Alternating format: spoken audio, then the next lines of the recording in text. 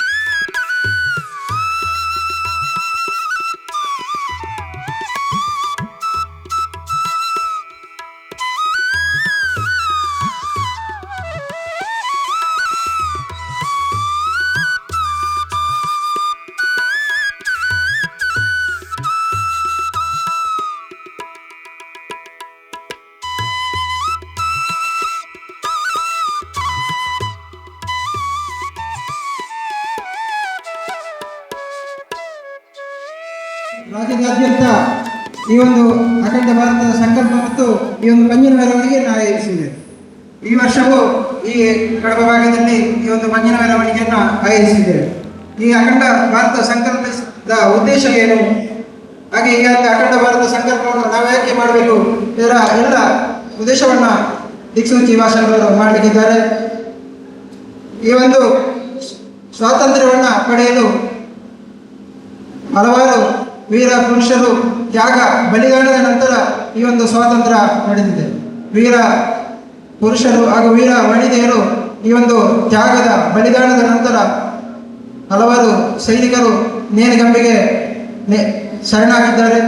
ತದನಂತರ ನಮಗೆ ಬಹಳಷ್ಟು ಸಂಗ್ರಾಮಗಳು, ಹೋರಾಟದ ನಂತರ ಈ ಒಂದು ಸ್ವಾತಂತ್ರ್ಯ ಸಿಕ್ಕಿದೆ. ಆದರೆ 1947ರ ಆಗಸ್ಟ್ 14ರ ಮಧ್ಯರಾತ್ರಿ ಈ ಅಖಂಡವಾಗಿದ್ದ ಭಾರತ ತುಂಡರಿಸಲ್ಪಟ್ಟು ಯಾವುದೋ ಮತೀಯ ನೆಲೆಯಲ್ಲಿ ಈ ಒಂದು ಅಖಂಡವಾಗಿದ್ದ ಭಾರತ ಒಡೆದು ತ್ರಿಖಂಡವಾಯಿತು. ಪಾಕಿಸ್ತಾನ ನಿರ್ಮಾಣವಾಯಿತು, ಹಾಗೆ ಬಾಂಗ್ಲಾದೇಶವು ನಿರ್ಮಾಣವಾಯಿತು. ಹಲವು ವರ್ಷಗಳಿಂದ ಈ ಒಂದು ಹಿಂದೂಪರ ಸಂಘಟನೆಯು ಈ ಭಾರತವು ಮತ್ತೊಮ್ಮೆ ಜಗಜ್ಜನಿತವಾಗಿ ಅಖಂಡವಾಗಬೇಕು ಅಂತೇಳಿ ನಮ್ಮೆಲ್ಲರ ಸಂಕಲ್ಪದೊಂದಿಗೆ ಈ ಒಂದು ಕಾರ್ಯಕ್ರಮವನ್ನು ಆಯೋಜಿಸಿದ್ದೇವೆ. ಈ ಒಂದು ಕಾರ್ಯಕ್ರಮದ ಅಧ್ಯಕ್ಷತೆಯನ್ನು ವಹಿಸಿದಂಥ ಶ್ರೀ ಜಯರಾಮ್ ಗಟ್ಟಿಗಾರ್, ನಿವೃತ್ತ ದೈಹಿಕ ಶಿಕ್ಷಕರು ಕೋಡಿಂಬಾಲ, ಹಾಗೆ ಪ್ರಗತಿಪರ ಕೃಷಿಕರು, ಇವರಿಗೂ ಈ ನಮ್ಮೆಲ್ಲರ ಪರವಾಗಿ ಆತ್ಮೀಯವಾದ ಸ್ವಾಗತವನ್ನು ಬಯಸುತ್ತೇನೆ. ಪ್ರಮೋದ್ ರೈ ಕುಡಾಲ ಇವರು ಇವರಿಗೆ ಶಾಲು ನೀಡಿ ಗೌರವಿಸಬೇಕಾಗಿ ವಿನಂತಿ.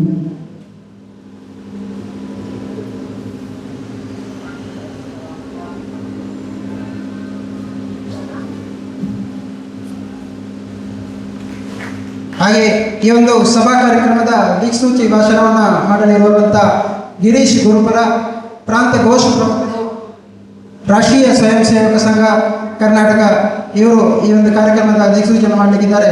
ಇವರಿಗೂ ಕೂಡ ನಮ್ಮೆಲ್ಲರ ದೇಶಭಕ್ತರಂದರ ಪರವಾಗಿ ಆತ್ಮೀಯವಾದ ಸ್ವಾಗತವನ್ನು ಬಯಸುತ್ತೇವೆ. ಸ್ಕಂದ ಇವರು ದಿಕ್ಸೂಚಿ ಭಾಷಣವನ್ನು ಮಾಡಲಿರುವಂತಹ ಹಿರಿಯರಿಗೆ ಶಾಲು ನೀಡಿ ಗೌರವಿಸಬೇಕಾಗಿ ವಿನಂತಿ.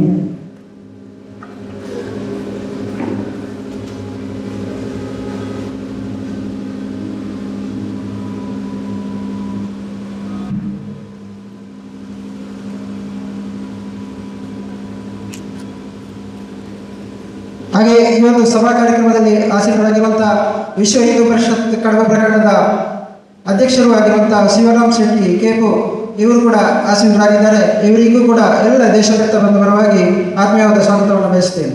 ಧನಂಜಯವರು ಶಾಲು ನೀಡಿ ಗೌರವಿಸಬೇಕಾಗಿ ವಿನಂತಿಸಿಕೊಳ್ಳುತ್ತಾ ಇದ್ದೇವೆ. ಹಾಗೆ ವೇದಿಕೆಯ ಮುಂಭಾಗದಲ್ಲಿರುವಂತಹ ಎಲ್ಲ ದೇಶಭಕ್ತ ಪದಗಳು ಹಾಗೂ ಸಂಘದ ಸ್ವಯಂ ಸೇವಕರು, ಹಿರಿಯರು, ಪಕ್ಷದ ಹಿರಿಯರು ಎಲ್ಲರೂ ಆಗಮಿಸಿದರೆ ಇವರಿಗೆಲ್ಲರಿಗೂ ಆತ್ಮೀಯ ಸ್ವಾಗತವನ್ನು ಬಯಸ್ತೇನೆ.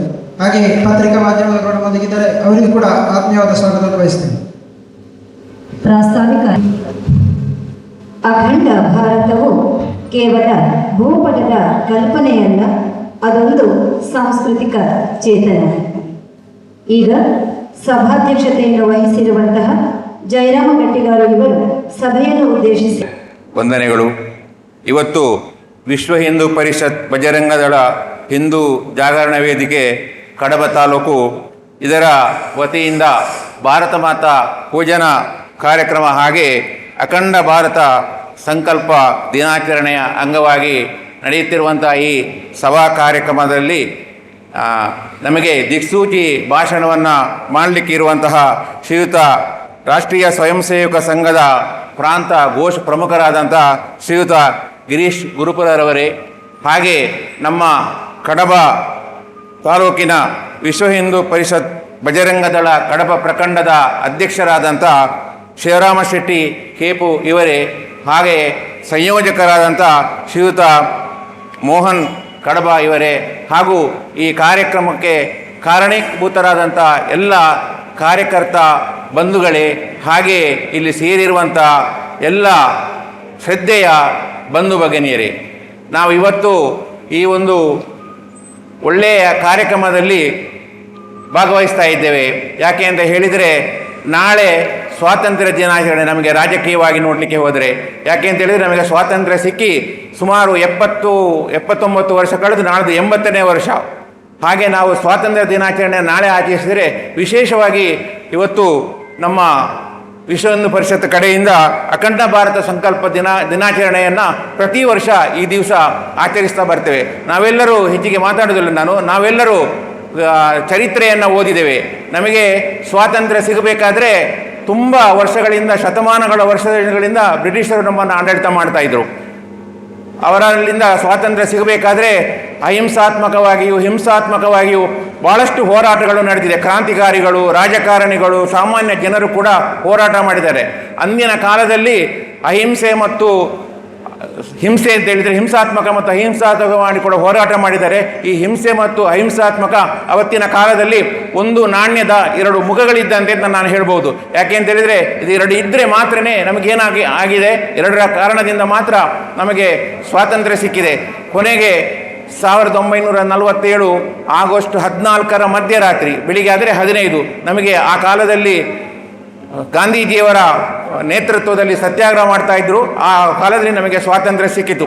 ಆದರೆ ಬಹಳಷ್ಟು ದುಃಖದ ಸಂಗತಿ ಏನಂದರೆ, ಆ ಸ್ವಾತಂತ್ರ್ಯ ಸಿಗಬೇಕಾದ್ರೆ ಒಂದು ದಿವಸಕ್ಕೆ ಮೊದಲು ಇವತ್ತು 1947 ಆಗಸ್ಟ್ 14 ಮತ್ತು 15 ಮತ್ತು ಇನ್ನು ಕೆಲವು ದಿನಗಳಷ್ಟು ಬಹಳ ಕರಾಳವಾದಂಥ ದಿನಗಳು ಅಂತ ನಾವು ಹೇಳ್ಬೋದು. ಯಾಕೆ ಅಂತ ಹೇಳಿದರೆ, ನಮಗೆ ಸ್ವಾತಂತ್ರ್ಯ ಸಿಗುವಾಗ ಭಾರತವನ್ನು ಎರಡು ವಿಭಾಗ ಮಾಡಿದರು, ಪಾಕಿಸ್ತಾನ ಮತ್ತು ಭಾರತ ಅಂತೇಳಿ.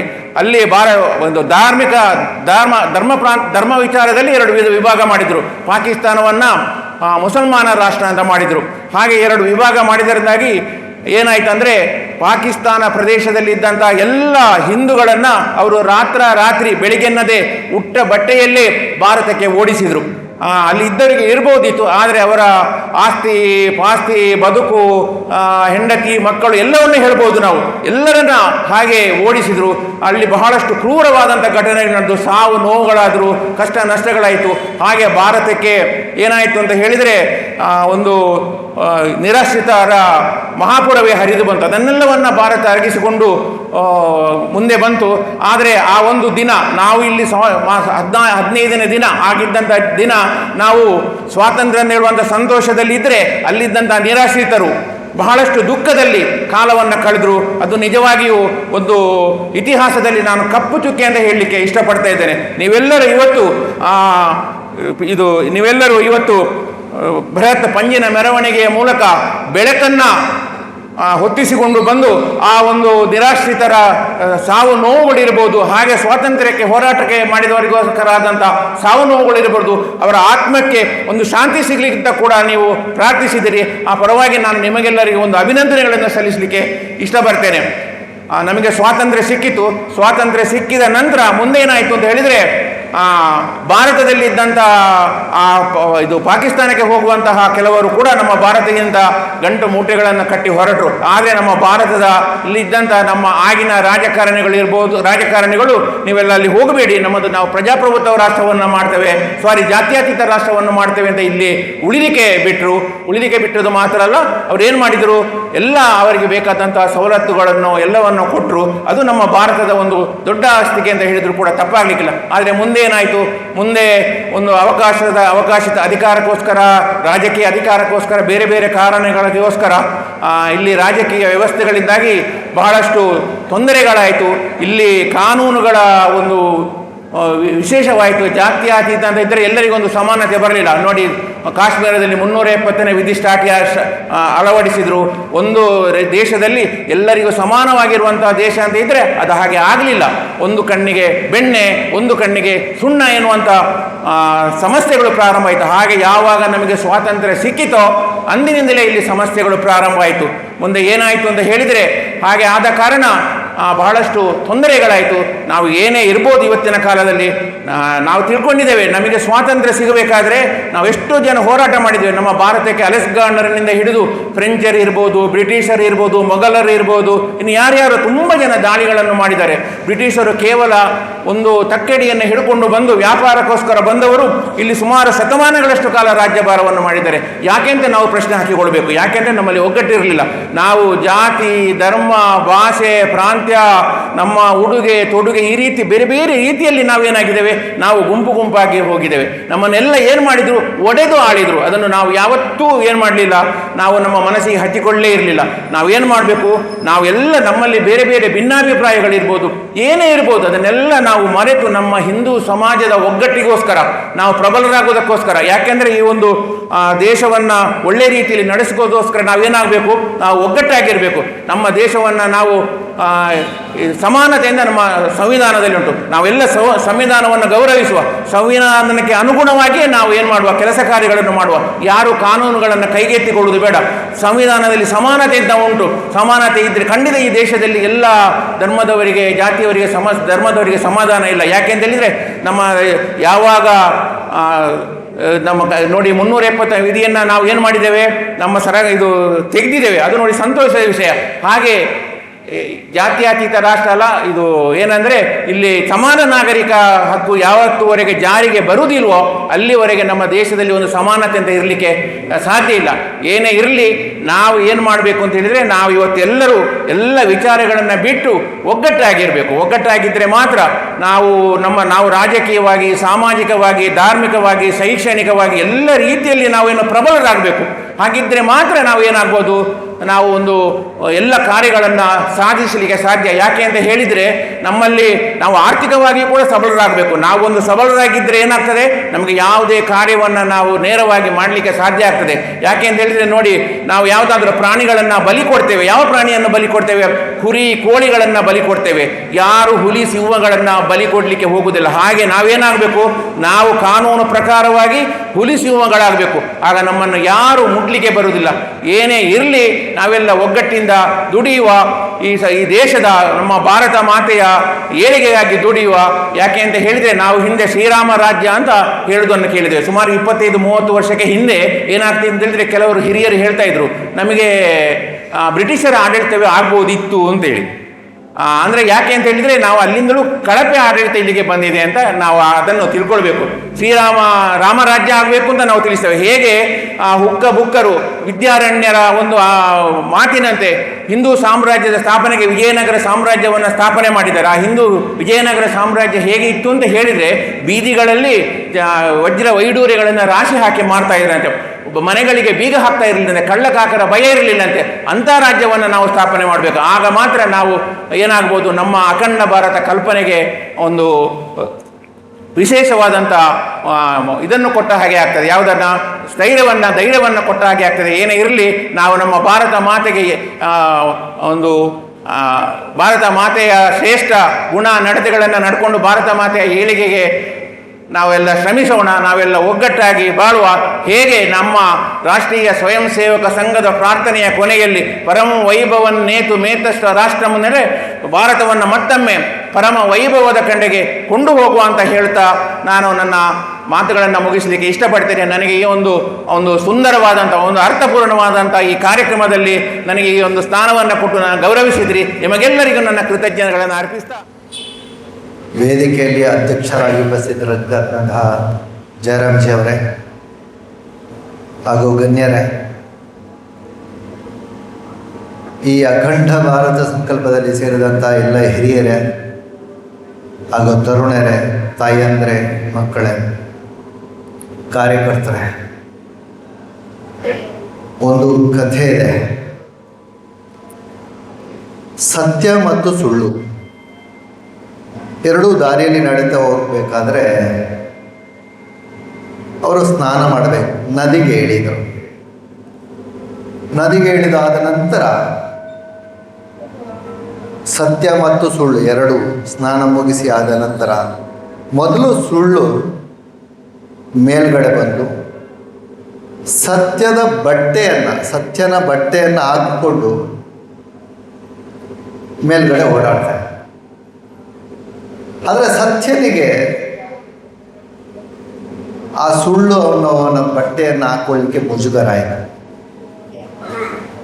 ಯಾಕೆ ಮುಜುಗರ ಆಯಿತು ಅಂತ ಹೇಳಿದ್ರೆ, ನಾನು ಅದನ್ನು ಧಾರಣೆ ಮಾಡಿಕೊಳ್ಳಬಾರ್ದು,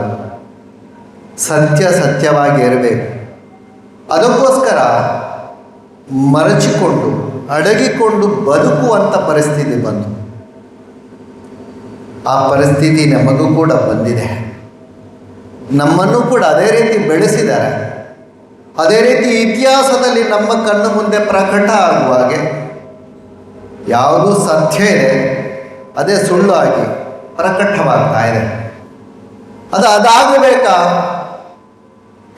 ಅಥವಾ ಸತ್ಯವಾಗಿ ಬದುಕಬೇಕಾ ಅನ್ನೋದು ನಮ್ಮದು ಈಗ ಸಂಕಲ್ಪ ಮಾಡಿದ್ದೀವಿ.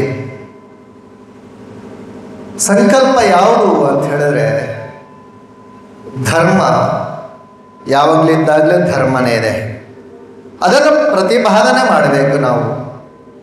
ಸತ್ಯ ಯಾವಾಗಲೂ ಸತ್ಯನೇ, ಅದು ಯಾವಾಗಲೂ ಸುಳ್ಳಾಗಲಿಕ್ಕೆ ಸಾಧ್ಯ ಇಲ್ಲ.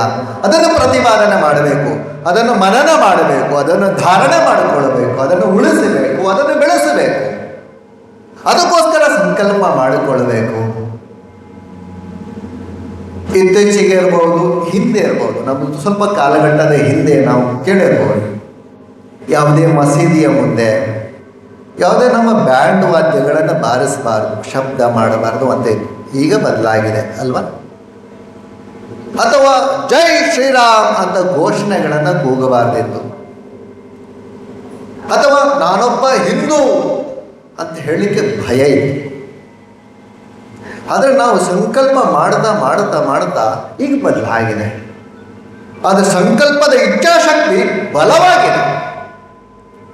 ನಾವು ಇಸ್ರೇಲ್ ಕತೆ ಕೇಳಿದ್ದೀವಿ. ಇಸ್ರೇಲ್ಗೆ ಅವರನ್ನು ಒಡೆದು ಓಡಿಸಿ ಯಹೂದಿಗಳಾಗಿದ್ದರು. ಆ ದೇಶ ಮತ್ತೆ ಸ್ಥಾಪನೆ ಆಗಬೇಕು ಅಂತ ಹೇಳಿದ್ರೆ ಸಾವಿರಾರು ವರ್ಷ, 2000 ವರ್ಷಗಳ ತನಕ ಅವರು ಹುಟ್ಟು ಹಬ್ಬ, ಅವರು ಬೇರೆ ಬೇರೆ ದೇಶಗಳಲ್ಲಿ ಬೇರೆ ಬೇರೆ ಕಡೆ ಇದ್ದರು, ಅವ್ರ ಮಕ್ಕಳ ಹುಟ್ಟು ಹಬ್ಬವನ್ನು ಆಚರಣೆ ಮಾಡ್ತಾ ಅಲ್ಲಿ ಒಂದು ಸಂಕಲ್ಪ ಮಾಡ್ತಾ ಇದ್ದಾರೆ. ಮುಂದಿನ ವರ್ಷ ನಮ್ಮದೇ ದೇಶದಲ್ಲಿ ಹುಟ್ಟು ಹಬ್ಬ ಆಚರಣೆ ಮಾಡ್ತೀವಿ, ನನ್ನದೇ ದೇಶದಲ್ಲಿ ಹುಟ್ಟು ಹಬ್ಬ ಆಚರಣೆ ಮಾಡಬೇಕು. ಅದಕ್ಕೋಸ್ಕರ ನಮ್ಮ ಸಂಕಲ್ಪ ಮಾಡಿಕೊಂಡು ಪ್ರತಿ ವರ್ಷ ಮಾಡ್ತಾ ಇದ್ದಾರೆ. ಅದಕ್ಕೋಸ್ಕರ ಇಸ್ರೇಲ್ ಏನೂ ಇಲ್ಲದ ಸುತ್ತಮುತ್ತ ಅನೇಕ ದೇಶಗಳು ಸುತ್ತಮುತ್ತ ಆಕ್ರಮಣ ಮಾಡಿದರೂ ಕೂಡ ಇಸ್ರೇಲ್ ಶಕ್ತಿಯುತವಾದ ದೇಶ ಆಯಿತು.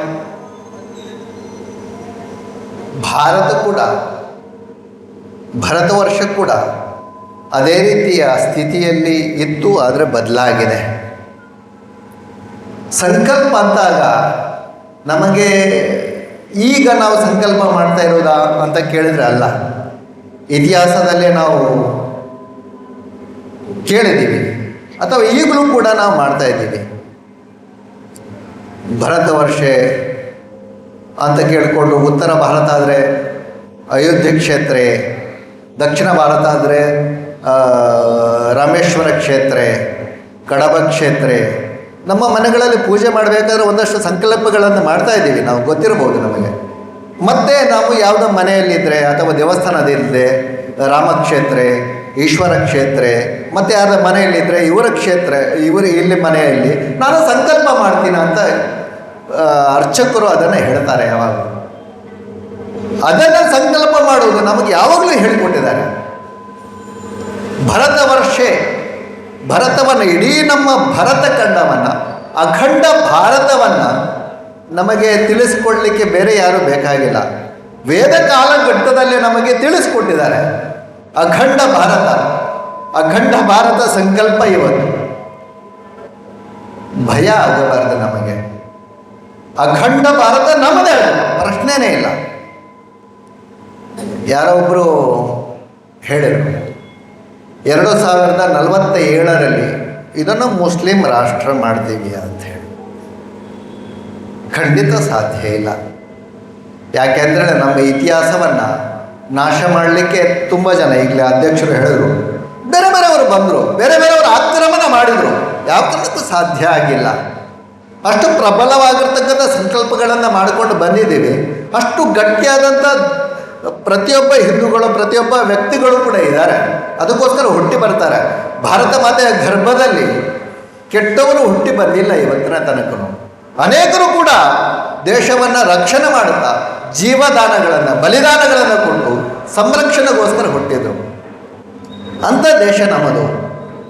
ಇತಿಹಾಸವನ್ನು ಗಮನಿಸಿದಾಗ ನಮಗೆ ಗೊತ್ತಿರಬಹುದು, ಇತಿಹಾಸದಲ್ಲಿ ಮೊಘಲರು ಬಂದರು, ಆಕ್ರಮಣ ಮಾಡಿದರು, ದೇವಸ್ಥಾನಗಳನ್ನು ದೋಚ್ಕೊಂಡು ಹೋದರು, ಆಕ್ರಮಣ ಮಾಡಿದರು, ತಾಯಂದ್ರ ಆಕ್ರಮಣ ಮಾಡಿದರು.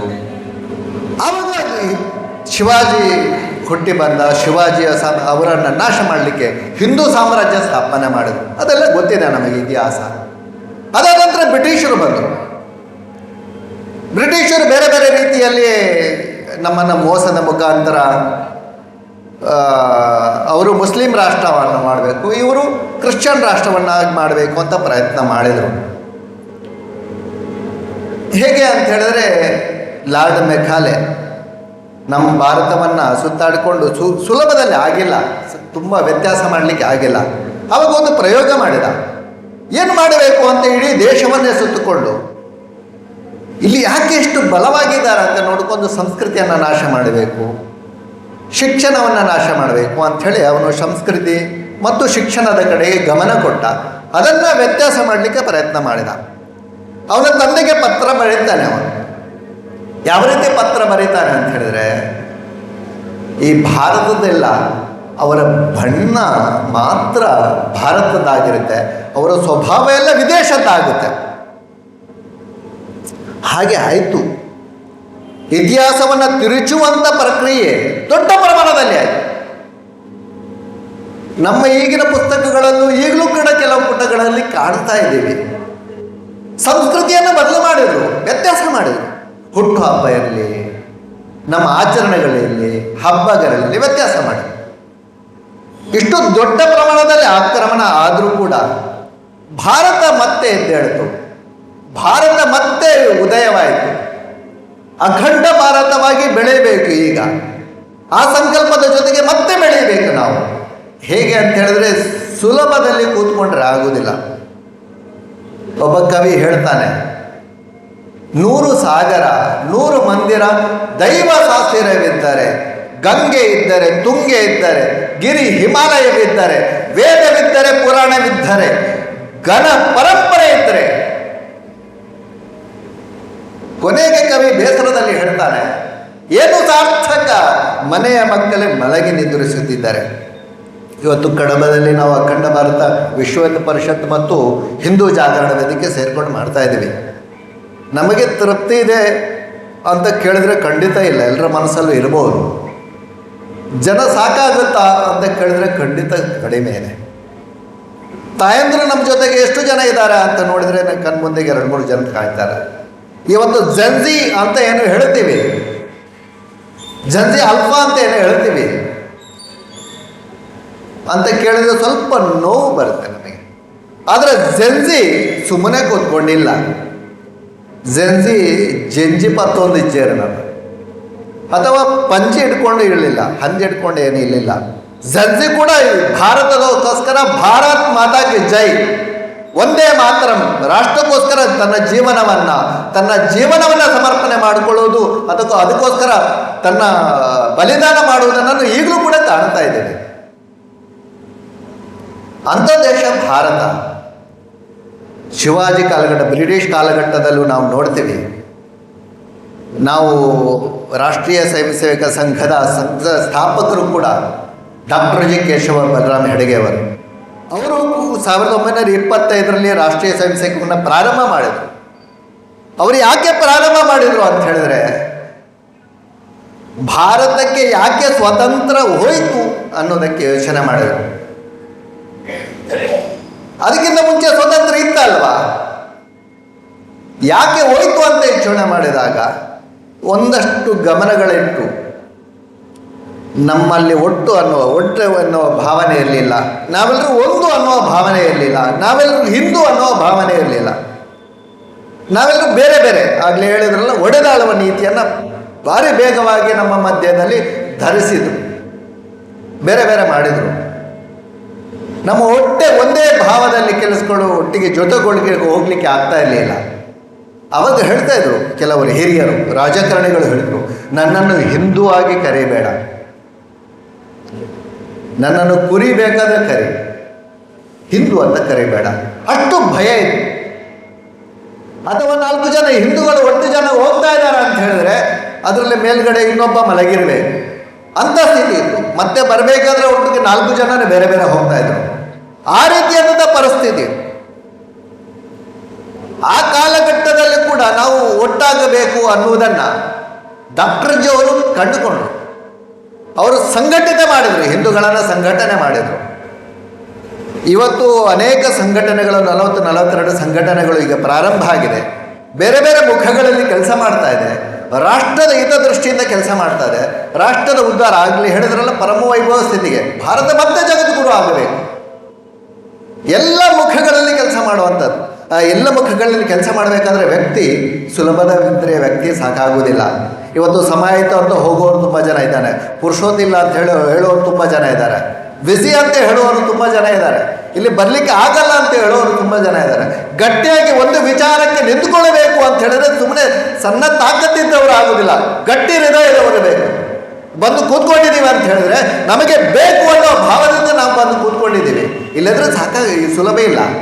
ನನಗೂ ಹೆಂಡತಿ ಇದ್ದಾರೆ, ನನಗೂ ಮಕ್ಕಳಿದ್ದಾರೆ, ನಮ್ಮ ಮಡದಿ ಇದ್ದಾರೆ, ನಮ್ಮ ಮನೆ ಇದೆ, ನಮಗೆ ಮಠ ಇದೆ, ಕೂತ್ಕೊಳ್ಬೋದು ಆರಾಮ್ಸೆ. ನಮಗೂ ಕಾರ್ಯಕ್ರಮ ಇದೆ. ಯಾಕೆ ಬಂದು ಕೂತ್ಕೊಂಡಿದ್ದೀವಿ ಅಂದರೆ ನಮ್ಮ ಮನಸ್ಸಲ್ಲಿ ಸಂಕಲ್ಪ ಇದೆ, ಒಳ್ಳೆ ಮನಸ್ಸಿಂದ ಕೂತ್ಕೊಂಡಿದ್ದೀವಿ ನಾವು. ಭಾರತ ಮತ್ತೆ ಜಗದ್ಗುರು ಆಗಬೇಕು ಅನ್ನೋ ಕಾರಣಕ್ಕೋಸ್ಕರ ಆ ದೃಷ್ಟಿಯಿಂದ ಪ್ರತಿಯೊಂದು ರಾಷ್ಟ್ರೀಯ ಸ್ವಯಂ ಸೇವಕ ಸಂಘ ವ್ಯಕ್ತಿಯನ್ನು ಬದಲು ಮಾಡಲಿಕ್ಕೆ ಪ್ರಾರಂಭ ಮಾಡಿದರು. ವ್ಯಕ್ತಿ ನಿರ್ಮಾಣದಿಂದ ಮಾತ್ರ ರಾಷ್ಟ್ರ ನಿರ್ಮಾಣ. ಇವತ್ತು ತುಂಬ ಜನ ಕಟ್ಟೆಯಲ್ಲಿ ಕೂತ್ಕೊಂಡು ಹೇಳ್ತಾರೆ, ಇವತ್ತು ಶಿಕ್ಷಣ ವ್ಯವಸ್ಥೆ ಚೆನ್ನಾಗಿಲ್ಲ, ಇವತ್ತು ರಾಜಕೀಯ ವ್ಯವಸ್ಥೆ ಚೆನ್ನಾಗಿಲ್ಲ, ಇವತ್ತು ಕಾನೂನು ವ್ಯವಸ್ಥೆ ಚೆನ್ನಾಗಿಲ್ಲ, ಇವತ್ತು ಆರೋಗ್ಯ ವ್ಯವಸ್ಥೆ ಚೆನ್ನಾಗಿಲ್ಲ ಅಂತ ಹೇಳಿ. ಅಲ್ಲಿ ಇರುವವರು ಯಾರು ಅಂತ ಹೇಳಿದ್ರೆ ವ್ಯಕ್ತಿನೇ. ನಾನೊಬ್ಬ ಶಿಕ್ಷಕ, ನಾನು ಸರಿಯಾದ ಶಿಕ್ಷಣ ಕೊಟ್ಟರೆ, ಸರಿಯಾದ ಶಿಕ್ಷಣ ವ್ಯವಸ್ಥೆಯನ್ನು ಕೊಟ್ಟರೆ ಆ ಶಿಕ್ಷಣ ವ್ಯವಸ್ಥೆ ಥರ ಚೆನ್ನಾಗಾಗುತ್ತೆ. ನಾನೊಬ್ಬ ಕಾನೂನು ತಜ್ಞ, ನಾನೊಬ್ಬ ಲಾಯರ್ ಆಯಿತು ಅಂತ ಹೇಳಿದ್ರೆ ಸರಿಯಾದನ್ನೇ ಪ್ರತಿಪಾದನೆ ಮಾಡಿದರೆ ಕಾನೂನು ವ್ಯವಸ್ಥೆ ಚೆನ್ನಾಗಾಗುತ್ತೆ. ನಾನೊಬ್ಬ ಡಾಕ್ಟ್ರೇ ಆಯಿತು ಅಂತ ಹೇಳಿದ್ರೆ ಸರಿಯಾದದನ್ನು ಆರೋಗ್ಯ ಕೊಟ್ಟರೆ ಆರೋಗ್ಯ ವ್ಯವಸ್ಥೆ ಚೆನ್ನಾಗಾಗುತ್ತೆ. ನಾನೊಬ್ಬ ರಾಜಕೀಯ ವ್ಯಕ್ತಿ ಆಯಿತು ಅಂತ ಹೇಳಿದ್ರೆ ನಾನು ಭ್ರಷ್ಟಾಚಾರ ಮಾಡಲ್ಲ, ನಾನು ಮೋಸ ಮಾಡಲ್ಲ, ಸಮಾಜ ಸಂಸ್ಥೆ ಚೆನ್ನಾಗಾಗಬೇಕು ಅಂತ ನನ್ನ ಜೀವನವನ್ನು ಸೈಮಿತ್ತೀನಿ ಅಂತ ಯೋಚನೆ ಮಾಡಿದರೆ ಸಮಾಜದ ಸಂಸ್ಥೆ ಚೆನ್ನಾಗಾಗುತ್ತೆ. ಅಲ್ಲಿರತಕ್ಕಂಥ ಎಲ್ಲರೂ ವ್ಯಕ್ತಿ, ಅಲ್ಲಿ ವ್ಯಕ್ತಿ ಆ ಭಾವನೆಗಳನ್ನು ಸೃಷ್ಟಿ ಮಾಡಬೇಕು ಅಂತ ಹೇಳಿದ್ರೆ ನಿತ್ಯ ಅಭ್ಯಾಸ ಆಗಬೇಕು, ನಿತ್ಯ ಸ್ವಭಾವಗಳು ಬರಬೇಕು, ನಿತ್ಯ ರಾಷ್ಟ್ರದ ಬಗ್ಗೆ ಚಿಂತನೆ ಬರಬೇಕು ಅನ್ನೋದಕ್ಕೋಸ್ಕರ ಡಾಕ್ಟರ್ ಜಿ ಅವರು ಸಣ್ಣ ವಯಸ್ಸಲ್ಲಿ ದೇಶಭಕ್ತಿ, ಸಣ್ಣ ವಯಸ್ಸಲ್ಲಿ ಅವರು ಒಂದೇ ಮಾತಮ್ಮಗೋಸ್ಕರ ಹೋರಾಟ ಮಾಡಿದವರು. ಅವತ್ತು ಒಂದೇ ಮಾತರಂ, ಇವಾಗ ಗೊತ್ತಿರ್ಬೋದು, ಒಂದೇ ಮಾತರಂ, ಭಾರತಕ್ಕೆ ಸ್ವಾತಂತ್ರ್ಯ ಬರಬೇಕು ಅಂತ ಹೇಳಿದ್ರೆ ಒಂದೇ ಮಾತರಂ ಘೋಷಣೆ ಅಂತ ಕೂಗಿದ್ರೆ ಬ್ರಿಟಿಷರಿಗೆ ಭಯ ಆಗೋದು. ಯಾವ ಶಾಲೆಗಳಲ್ಲಿ, ಯಾವುದೇ ಕಾರ್ಯಕ್ರಮಗಳಲ್ಲಿ ಒಂದೇ ಮಾತರಂ ಘೋಷಣೆ ಕೂಗುವಂಗಿಲ್ಲ. ಅವರಿಗೆ ಶಾಲೆಗಳಲ್ಲೂ ಕೂಡ ಹಾಗೆ ಯೋಚನೆ ಮಾಡ್ತಾಯಿದ್ರು, ಒಂದೇ ಮಾತರಂ ಕೂಗುವಂಗಿಲ್ಲ. ಅವನು ಸಂಘಟಕ ಎಷ್ಟು ಚೆನ್ನಾಗಿದ್ದ ಅಂತ ಹೇಳಿದ್ರೆ, ಸಣ್ಣ ಬಾಲಕ, 5-6ನೇ ವಯಸ್ಸಿನ ಬಾಲಕ, ಆ ಕ್ಲಾಸ್ನ ಬಾಲಕ, ಇಡೀ ಶಾಲೆಯನ್ನು ಒಂದೇ ಮಾತರಂ ಅನ್ನೋ ಘೋಷಣೆಯನ್ನು ಕೂಗುವ ಹಾಗೆ ಮಾಡಿದ. ಮತ್ತೆ ಶಾಲೆಯನ್ನು ಹೊರಗೆ ಹಾಕಿದ್ರು, ಅದು ಬೇರೆ ಪ್ರಶ್ನೆ. ಆದರೆ ರಾಷ್ಟ್ರಭಕ್ತಿ ಚೆನ್ನಾಗಿತ್ತು. ಅದರಿಂದ ಬೇರೆ ಬೇರೆಯವರು ನಮ್ಮ ಭಾರತ ದೇಶದಲ್ಲಿ ಎಲ್ಲರೂ ಸ್ವಾತಂತ್ರ್ಯಕ್ಕೋಸ್ಕರ ಹೊರಗಡೆ ಬರಬೇಕು ಅನ್ನೋ ಕಾರಣಕ್ಕೋಸ್ಕರ ಬಾಲಗಂಗಾಧರ್ ತಿಲಕ್ ನಾವತ್ತು ಇವತ್ತು ನಾಮ ಹಾಕ್ಕೊಂಡು ಅಥವಾ ಕೇಸರಿ ಹಾಕ್ಕೊಂಡು ಅಥವಾ ಬೊಬ್ಬೆ ಹಾಕ್ಕೊಂಡು ನಾವು ಇವತ್ತು ಗಣೇಶೋತ್ಸವ ಮಾಡ್ತಾ ಇದ್ದೀವಿ. ಯಾಕೆ? ಸುಮ್ಮನೆ ಅಲ್ಲ, ಅದು ಉತ್ಸವಕ್ಕಲ್ಲ, ಕೇವಲ ಹಬ್ಬಕ್ಕೋಸ್ಕರ ಅಲ್ಲ. ಎಲ್ಲ ಹೊರಗಡೆ ಅವರನ್ನು, ಅಂದರೆ ಬ್ರಿಟಿಷರು ಎಷ್ಟು ನಮ್ಮನ್ನು ಹೊರಗೆ ಬರದ ಹಾಗೆ, ಹಿಂದೂಗಳನ್ನು ಹೊರಗೆ ಬರದ ಹಾಗೆ, ಒಟ್ಟಾಗಿ ಸೇರಬಾರದು ಅನ್ನೋ ಕಾರಣಕ್ಕೋಸ್ಕರ ಬೇರೆ ಬೇರೆ ತಂತ್ರಗಾರಿಕೆಗಳನ್ನು ಮಾಡ್ತಾಯಿದ್ರು. ಅದಕ್ಕೋಸ್ಕರ ಬಾಲಗಂಗಾಧರ ತಿಲಕ್ ಗಣೇಶೋತ್ಸವ ಹೊರಗಡೆ ಬರಬೇಕು, ಹಿಂದೂಗಳೆಲ್ಲ ಒಟ್ಟಿಗೆ ಬಂದು ಸೇರಬೇಕು ಅಂಥೇಳಿ ಗಣೇಶೋತ್ಸವವನ್ನು ಪ್ರಾರಂಭ ಮಾಡಿದರು. ಮಾತ್ರ ಅಲ್ಲ, ಸುಭಾಷ್ ಚಂದ್ರ ಬೋಸ್ ನಮ್ಗೆ ಗೊತ್ತಿರಬಹುದು. ಸುಭಾಷ್ ಚಂದ್ರ ಬೋಸ್ ಅವರಿಗೆ ಸಾವರ್ಕರನ್ನು ಭೇಟಿ ಆಗ್ತಾರೆ. ಸಾವರ್ಕರ್ ಹೇಳ್ತಾರೆ, ಸುಭಾಷ್ ಚಂದ್ರ ಬೋಸ್ ಪ್ರತಿ ಬಾರಿ ಹೋರಾಟ ಮಾಡಿ, ಇಲ್ಲಿ ನಮ್ಮಗಳ ಹಿಂದೂಗಳು ಕೂಡ ಇದ್ದಾರೆ, ಪ್ರತಿ ಬಾರಿ ಹೋರಾಟ ಮಾಡಬೇಕಾದ್ರೆ ಯೋಜನೆ ಮಾಡೋದಿಲ್ಲ, ಪ್ಲ್ಯಾನ್ಗಳನ್ನು ಮಾಡೋದಿಲ್ಲ, ಹೋರಾಟ ಮಾಡ್ತಾರೆ. ಕಲ್ಲಿಗೆ ಗುದ್ದಿದ ಹಾಗೆ ಹೊಡೆದುಕೊಂಡು ಮತ್ತೆ ನಮಗೆ ಬೈಲಿಕ್ಕೆ ಶುರು ಮಾಡ್ತಾರೆ. ಅದು ಯೋಚನೆ ಮಾಡಬೇಕು, ಪ್ಲ್ಯಾನ್ ಮಾಡಬೇಕು. ಅಂಥ ಯೋಜನೆಯನ್ನು ಸಾವರ್ಕರ್ ಹೇಳಿದ್ರು, ನೀನು ಇಲ್ಲೇ ಹೊಡೆದಾಡಿಕೊಂಡು ಇದ್ದು ಮತ್ತೆ ಜೈಲಿಗೆ ಹೋಗ್ತೀಯಾ, ಮತ್ತೆ ಬಂದು ಹೋರಾಟ ಮಾಡ್ತೀಯಾ, ಮತ್ತೆ ಜೈಲಿಗೆ ಹೋಗ್ತೀಯಾ. ಸುಭಾಷ್ ಚಂದ್ರ ಬೋಸ್ ಹಾಗೆ ಆಗ್ತಾ ಇದ್ರು. ಅದಕ್ಕೆ ಹೇಳಿದ್ರು ಅವರು, ಹೊರಗಡೆ ಹೋಗಿ ಬೇರೆ ಕಡೆ ಹೋಗಿ ಏನು ಮಾಡಬೇಕು ಅಂತ ಹೇಳಿದ್ರೆ ನೀವು ಸೇನೆಯನ್ನು ಕಟ್ಟಬೇಕು. ಸೇನೆಯನ್ನು ಕಟ್ಟಿಕೊಂಡು ನಮ್ಮ ಭಾರತಕ್ಕೆ ಬಂದು ಹೋರಾಟ ಮಾಡಿದಂತ ನೋಡಿದ್ರು. ನಮ್ಮ ದೇಶದ ಮೊದಲ ಪ್ರಧಾನಿ ಯಾರಾಗಿದ್ರೆ ಸುಭಾಷ್ ಚಂದ್ರ ಬೋಸ್, ನಮ್ಗೆ ಗೊತ್ತಿರಬಹುದು. ಚಂದ್ರಶೇಖರ್ ಆಜಾದ್ ತನ್ನ ದೇಶದ ಸ್ವಾಭಿಮಾನಕ್ಕೋಸ್ಕರ, ತನ್ನ ದೇಶದ ರಕ್ಷಣೆಗೋಸ್ಕರ, ತಾನು ಬ್ರಿಟಿಷರ ಯಾವುದೇ ಗುಂಡಿಗೆ ಬಲಿಯಾಗಬಾರ್ದು, ಬ್ರಿಟಿಷರ ಎಂಜಲುಗಳನ್ನು ನನಗೆ ಅವಶ್ಯಕತೆ ಇಲ್ಲ, ಅವರಿಗೋಸ್ಕರ ಎದುರಿ ಬದುಕಬಾರ್ದು ಅಂಥೇಳಿ ತಾನು ಕೊನೆಗೆ ಸಾಯುವ ಸಂದರ್ಭದಲ್ಲೂ ತನ್ನ ಗುಂಡುಗಳನ್ನು ತಾನೇ ಸುತ್ತಬೇಕು, ತಾನೇ ಸುತ್ತಕೊಂಡು ತನ್ನ ದೇಶಕ್ಕೆ ಬಲಿದಾನ ಕೊಟ್ಟರು. ಚಂದ್ರಶೇಖರ್ ಆಜಾದ್, ಸುಭಾಷ್ ಚಂದ್ರ ಬೋಸ್, ಇಂಥ ಅನೇಕ ವ್ಯಕ್ತಿಗಳು ದೇಶಕ್ಕೆ ಸ್ವಾತಂತ್ರ್ಯ ಕೊಟ್ಟರು, ಕ್ರಾಂತಿಕಾರಿಗಳು. ಈ ರೀತಿಯಾದಂಥ ಕ್ರಾಂತಿಕಾರಿಗಳು ದೇಶಕ್ಕೆ ಖಾಲಿ ಹೋರಾಟ ಕೊಟ್ಟರು. ಒಂದು ಕಡೆಯಿಂದ ಶಾಂತಿಯಿಂದ ಹೋರಾಟ ಆಯಿತು, ಶಾಂತಿಯಿಂದ ಸ್ವಾತಂತ್ರ್ಯ ಬಂತು ಅಂತಂದು ಹೇಳಿದ್ವಿ. ಅದು ಕೂಡ ಸತ್ಯನೇ, ಅದು ಕೂಡ ಆಗಿದೆ. ಬೇರೆ ಬೇರೆ ಮುಖಗಳಲ್ಲಿ ಹೋರಾಟ ಆಗಿದೆ. ಅಷ್ಟು ಮಾತ್ರ ಅಲ್ಲ, ಸಾವಿರಾರು ಜನ ಬಲಿದಾನಗಳಾಗಿತ್ತು. ಆ ಬಲಿದಾನಗಳ ಮಧ್ಯದಲ್ಲಿ ಸ್ವಾತಂತ್ರ್ಯ ಆಗಿದೆ. ಅದನ್ನು ನಾವು ನೆನೆಸ್ಕೊಳ್ಬೇಕು, ಅದನ್ನು ಸಂಕಲ್ಪ ಮಾಡಬೇಕಲ್ಲ, ಸ್ಮರಣೆ ಮಾಡಬೇಕು, ನಮ್ಮ ಇತಿಹಾಸವನ್ನು ಯೋಚನೆ ಮಾಡಬೇಕು. ಆ ದೇಶದ ಎಲ್ಲ ಮಹಾಪುರುಷಗಳು ಈಗಾಗಲೇ ಸಂಕಲ್ಪ ಮಾಡಿದ ಹಾಗೆ ಋಷಿ ಪರಂಪರೆ ಇರಬಹುದು, ಅಥವಾ ಕ್ರಾಂತಿಕಾರಿಗಳು ಇರ್ಬೋದು, ಶಾಂತಿಯಿಂದ ಹೋರಾಟ ಮಾಡಿದವರು ಎಲ್ಲರನ್ನ ಸ್ಮರಣೆ ಮಾಡುತ್ತಾ ನಾವಿವತ್ತು ಸಂಕಲ್ಪ ಮಾಡುತ್ತಾ ಭಾರತ ಮತ್ತೆ ಜಗದ್ಗುರು ಆಗಬೇಕು. ಆ ದೃಷ್ಟಿಯಿಂದ ನಾವೆಲ್ಲರೂ ಇವತ್ತು ಎಲ್ಲರೂ ಸೇರಿದ್ದೀವಿ. ನಮಗೆ ಗೊತ್ತಿರಬಹುದು, 1947 ಸ್ವಾತಂತ್ರ್ಯ ಬಂದಾದ ನಂತರ ವಿಭಜನೆ ಆಯಿತು ದೇಶದ. ಒಂದು ಕಡೆ ಪಾಕಿಸ್ತಾನ ಬಾಂಗ್ಲಾ ಕಡೆ ಹೋಯ್ತು, ಇನ್ನೊಂದು ಕಡೆ ಈ ಕಡೆ ಪಾಕಿಸ್ತಾನ ಹೋಯ್ತು. ದೇಶದ ದುರಂತ ಇದು. ಈಗಲೂ ಕೂಡ ವಿಭಜನೆ ಮಾಡಲಿಕ್ಕೆ ಅನೇಕ ಮಾನಸಿಕತೆಯವರು ಇಲ್ಲಿದ್ದಾರೆ. ಅವರ ಜೊತೆಗೆ ಹೋರಾಡಬೇಕು. ಭಾರತವನ್ನು ತುಂಡು ಮಾಡ್ತೀವ ಅಂತ ಕೆಲವರು,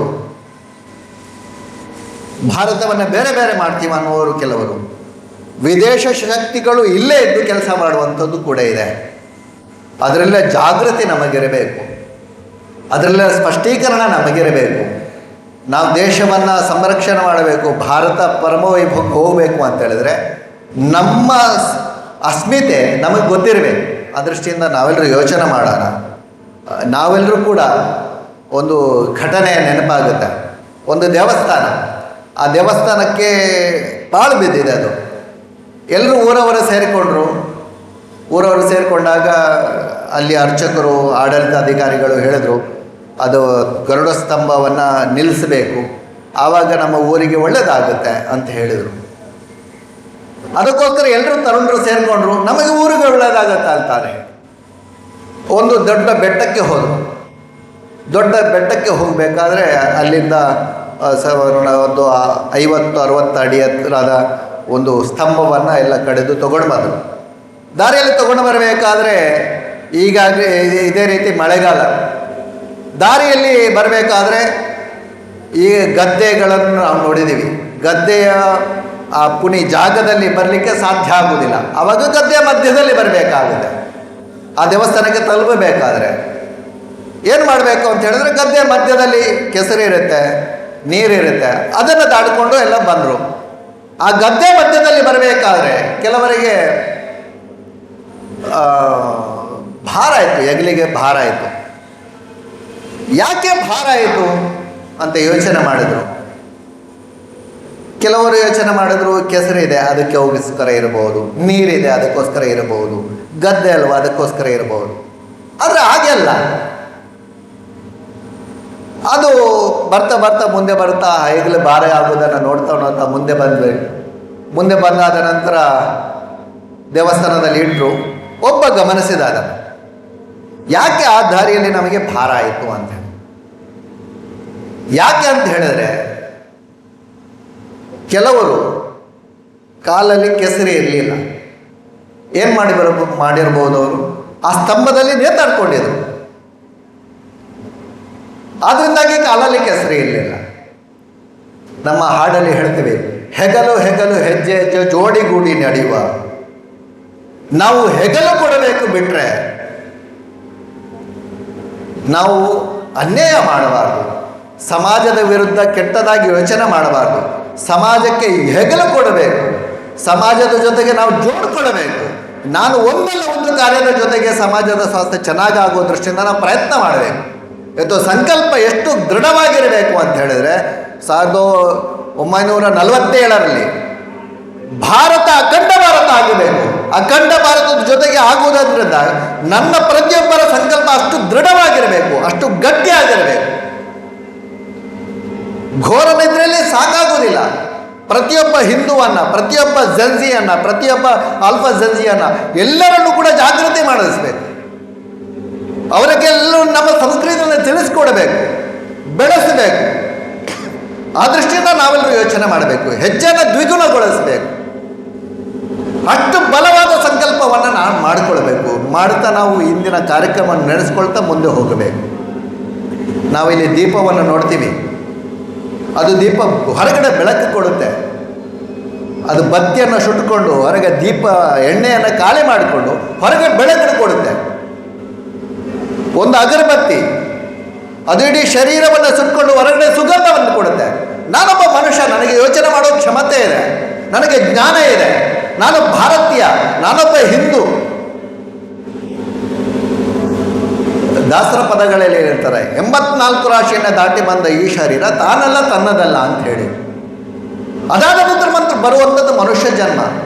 ನನಗೆ ಸತ್ಯ ಯಾವುದು, ಧರ್ಮ ಯಾವುದು, ನ್ಯಾಯ ಯಾವುದು ಅಂತ ಗೊತ್ತಿದೆ. ನಾನು ಕೇವಲ ಮನೆ ಮಠ ಅಥವಾ ಕೇವಲ ಒಂದು ಚೌಕಟ್ಟಿನಲ್ಲಿ ಬೆಳೆದರೆ ಪ್ರಾಣಿಗಳು ಮಾಡುತ್ತೆ, ಪ್ರಾಣಿಗಳು ಸಂಸಾರ ಮಾಡುತ್ತೆ. ಪ್ರಾಣಿ ಪಕ್ಷಿಗಳು ಕೂಡ ತನ್ನ ಮನೆಗೆ ಬೇಕಾದ ಗೂಡುಗಳನ್ನು ಮಾಡುತ್ತೆ. ಪ್ರಾಣಿ ಪಕ್ಷಿಗಳು ಕೂಡ ತನ್ನ ಹೊಟ್ಟೆಗೆ ಬೇಕಾದನ್ನು ಮಾಡುತ್ತೆ.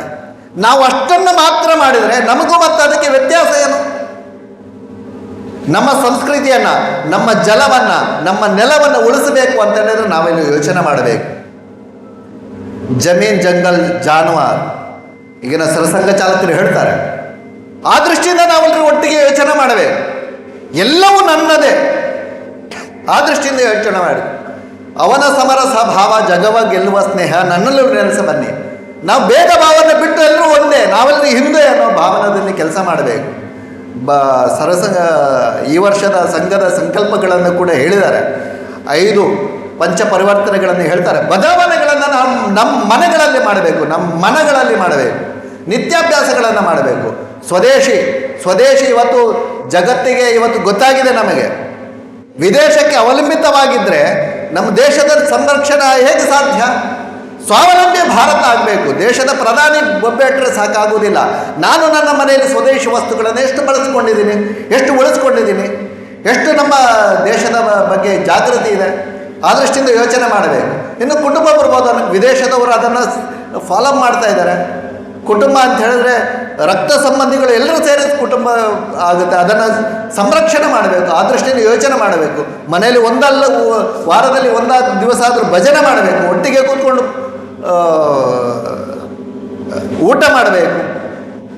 ಇದನ್ನು ಹೇಳಿದರು. ಕುಟುಂಬ ಪ್ರಬೋಧನಲ್ಲಿ ಹೇಳಿದರು 6 ವಿಷಯಗಳನ್ನು. ಭಜನೆ ಮತ್ತು ಭೋಜನವನ್ನು ನಾವು ಒಟ್ಟಿಗೆ ಕೂಡ ಮಾಡಬೇಕು. ಭಾಷೆಗಳನ್ನು ಮಾತಾಡಬೇಕು. ವೇಷವನ್ನು ದೇವಸ್ಥಾನಕ್ಕೆ ಹೋಗಬೇಕಾದ್ರೆ ಯಾವ ವೇಷವನ್ನು ಹಾಕಿಕೊಳ್ಳಬೇಕಂತ ನಮಗೆ ಪ್ರಜ್ಞೆ ಇರಬೇಕು. ಭ್ರಮನ್ ದೇವಸ್ಥಾನಕ್ಕೆ ಹೋಗಬೇಕು, ಭ್ರಮಣ ತೀರ್ಥಕ್ಷೇತ್ರಕ್ಕೆ ಹೋಗಬೇಕು. ಇದು ಕುಟುಂಬ ಪ್ರಬೋಧನ ಸಂಕಲ್ಪ, ಕುಟುಂಬ ಪ್ರಬೋಧನ ಯೋಜನೆಗಳನ್ನು ಮಾಡಬೇಕು ನಾವು. ಇದಾದ ನಂತರ ನಾಗರಿಕ ಶಿಷ್ಟಾಚಾರ ಕಾನೂನನ್ನು ನಾವು ಸಂರಕ್ಷಣೆ ಮಾಡಬೇಕು, ಇನ್ಯಾರು ಸಂರಕ್ಷಣೆ ಮಾಡುವುದಲ್ಲ. ನಾವು ಬೈಕಲ್ಲಿ ಹೋಗಬೇಕಾದ್ರೆ ಅಥವಾ ಕಾರಲ್ಲಿ ಕಾನೂನನ್ನು ಪಾಲನೆ ಮಾಡಬೇಕು ಅಂತ ಹೇಳಿದ್ರೆ ಕೇವಲ ಸಂವಿಧಾನವನ್ನು ಇಟ್ಕೊಂಡ್ರೆ ಸಾಕಾಗುವುದಿಲ್ಲ, ಅದನ್ನು ಪಾಲನೆ ಮಾಡಬೇಕು. ಪರಿಸರ ಸಂರಕ್ಷಣೆ, ನನ್ನ ಮನೆಗೆ ಹುಟ್ಟುಹಬ್ಬ ಆಗುತ್ತೆ, ಒಂದಾದ ಒಂದು ಗಿಡವನ್ನು ನೆಡುವಂಥದ್ದು ಅಥವಾ ಪರಿಸರದ ನೀರನ್ನು ಸಂರಕ್ಷಣೆ ಮಾಡುವುದು ಅಥವಾ ಪ್ಲಾಸ್ಟಿಕ್ ಇಲ್ಲದೆ ಮನೆಗೆ ಬರಲಿಕ್ಕೆ ಸಾಧ್ಯ ಆಗದಿರುವಂಥದ್ದು, ಆ ರೀತಿಯಾದ ಯೋಚನೆ ಮಾಡಬೇಕು. ಈ ರೀತಿ 5 ಸಂಕಲ್ಪಗಳನ್ನು ಮಾಡಿಕೊಳ್ಳಬೇಕು. ಈ ದೃಷ್ಟಿಯಿಂದ ಭಾರತ ಮತ್ತೆ ಜಗದ್ಗುರು ಆ ದೃಷ್ಟಿಯಿಂದ ನಾವೆಲ್ಲರೂ ಆ ಹೆಜ್ಜೆಯನ್ನು ಹಾಕೋಣ, ಆ ದೃಷ್ಟಿಯಿಂದ ನಾವೆಲ್ಲರೂ ಪ್ರಯತ್ನ ಮಾಡೋಣ. ಆ ದೃಷ್ಟಿಯಿಂದ ನಮ್ಮ ಮನಸ್ಸಲ್ಲಿ ಇಲ್ಲಿಂದ ಹೋಗಬೇಕಾದ್ರೆ ನಾನು ಒಂದಲ್ಲ ಒಂದು ರೀತಿಯಲ್ಲಿ ಯೋಚನೆ ಮಾಡೋ ದೃಷ್ಟಿಯಿಂದ ಪ್ರಯತ್ನ ಮಾಡೋಣ ಅಂತ ಹೇಳ್ತಾ ನನ್ನ ಮಾತನ್ನು ಮುಗಿಸ್ತೇನೆ. ಕಾರ್ಯಕ್ರಮದ ಮುಕ್ತಾಯದ ಹಂತದಲ್ಲಿದ್ದೇವೆ. ಮುಂದಕ್ಕೆ ಧನ್ಯವಾದ ಸಮರ್ಪಣೆ ನಡೆಯಲಿದೆ. ಇದಾದ ನಂತರ ಒಂದೇ ಮಾತನ ಗೀತ ಗಾಯನ ನಡೆಯಲಿದೆ. ಎಲ್ಲ ಸದಸ್ಯರು ಪೂರ್ಣ ಕಾರ್ಯಕ್ರಮದಲ್ಲಿ ಭಾಗವಹಿಸಿದ್ದು ತದನಂತರ ತೆರಳಬೇಕಾಗಿ ನಡೆಸುತ್ತಾ ಧನ್ಯವಾದ ನೀಡಲಿದ್ದಾರೆ. ಕೃಷ್ಣ ಕಾಡ ಅಧ್ಯಕ್ಷರು, ವಿಶ್ವ ಹಿಂದೂ ಪರಿಷತ್. ಕಾರ್ಯಕ್ರಮವು ಯಶಸ್ವಿಯಾಗಿ ನೆರವೇರಲು ಕಾರಣದಿಂದ ಎಲ್ಲರಿಗೂ ಹೃತ್ಪೂರ್ವಕ ಧನ್ಯವಾದಗಳನ್ನು ಸಲ್ಲಿಸುವ ಮೂಲಕ ಕಾರ್ಯಕ್ರಮವನ್ನು ಮುಕ್ತಾಯಗೊಳಿಸುವ ಹಂತದಲ್ಲಿದ್ದೇವೆ. ಮೊದಲನೇದಾಗಿ ಈ ದಿನ ಕಾರ್ಯಕ್ರಮದ ಅಧ್ಯಕ್ಷತೆಯನ್ನು ವಹಿಸಿದ ಅಧ್ಯಕ್ಷೀಯ ಭಾಷಣ ಮಾಡಿದ ಶ್ರೀ ಜಯರಾಮ ಗಟ್ಟಿಗ ನಿವೃತ್ತ ಜೈನ ಶಿಕ್ಷಕರು ಗೋರಿಮಾಳ ಇವರಿಗೆ ನಮ್ಮ ನಿಮ್ಮೆಲ್ಲರ ಪರವಾಗಿ ಹೃತ್ಪೂರ್ವಕ ಧನ್ಯವಾದಗಳು. ಅದೇ ರೀತಿ ಕಾರ್ಯಕ್ರಮಕ್ಕೆ ದಿಕ್ಸೂಚಿ ಭಾಷಣವನ್ನು ನೀಡಿದ ಶ್ರೀ